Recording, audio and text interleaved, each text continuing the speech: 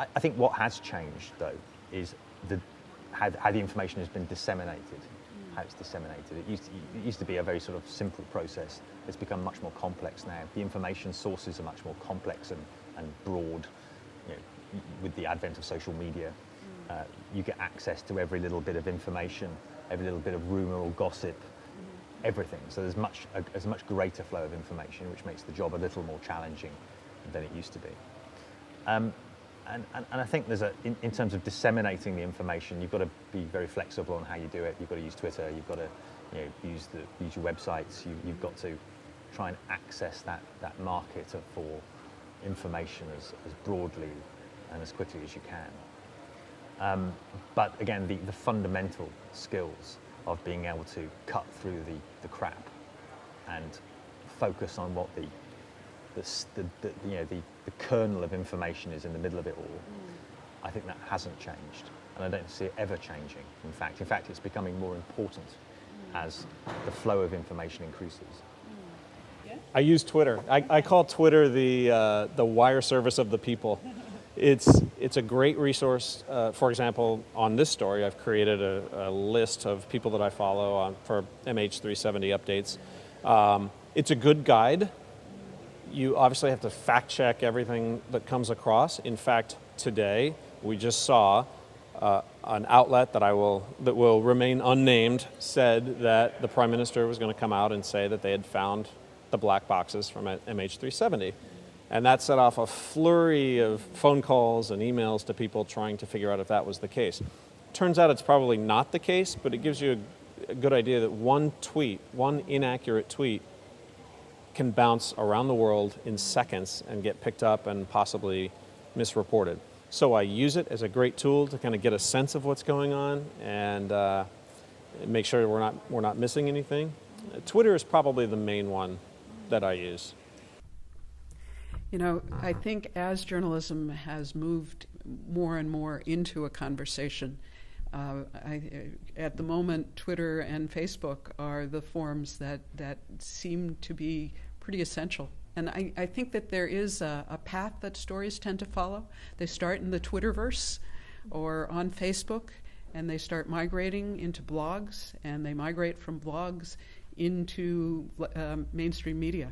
So I think those are pretty essential tools at this point, and who knows where the tools will go, because they guaranteed they will continue to evolve. Australian journalism appears to be in a defining moment in history. A lot of Australian journalists have lost their jobs. The union estimates that we have lost 1,000 journalism jobs in the past 3 years, and by this time next year we will have lost another 3,000. What advice would you give to an aspiring journalist? Oh, you know, the loss of journalistic resource, not just in Australia, and the figures in the U.S. are equally grim. It is a tough time to be a professional journalist, there's no question. And yet, in the same breath, it's also a very exciting time to be a professional journalist. Some of the most exciting experiments that I have seen have been young journalists who have just gone out and chosen stories that really matter to them and taken them on. One of the examples I mentioned earlier, Spot.us, or the Common Language Project, those were young journalists just shortly out of school who started those endeavors, those experiments. And the Common Language Project, those... What advice would you give to a working journalist hoping to remain in the industry? It's definitely a really tough time to be a mid-career working journalist. Your question makes me think of one of the gatherings that we did at a place called the Poynter Institute, which is a place that does mid-career training of professional journalists. And we did this gathering that brought together people from traditional media and new media people. And in the process of doing that, there were also a number of people who were either in the midst of losing jobs or were in brand new positions and very tenuous positions. And we had some people who I would describe as heartbroken because the profession that they had been a part of for 25 or 30 or even 35 years was in the midst of changing.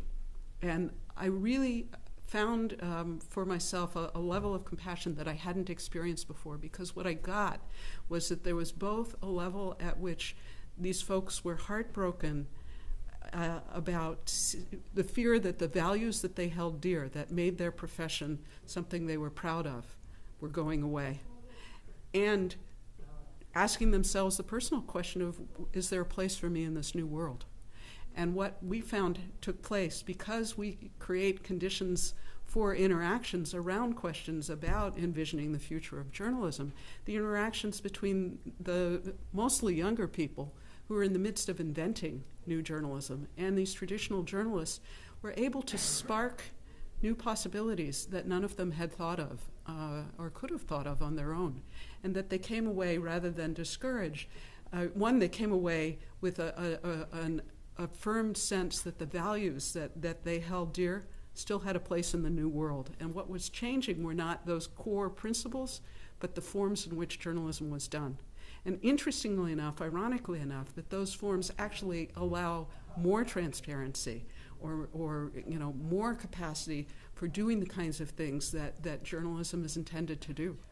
So what I'd say to mid-career journalists, go find some youngsters who are out there doing exciting journalism and interact with them. Talk to them, because they will inspire you.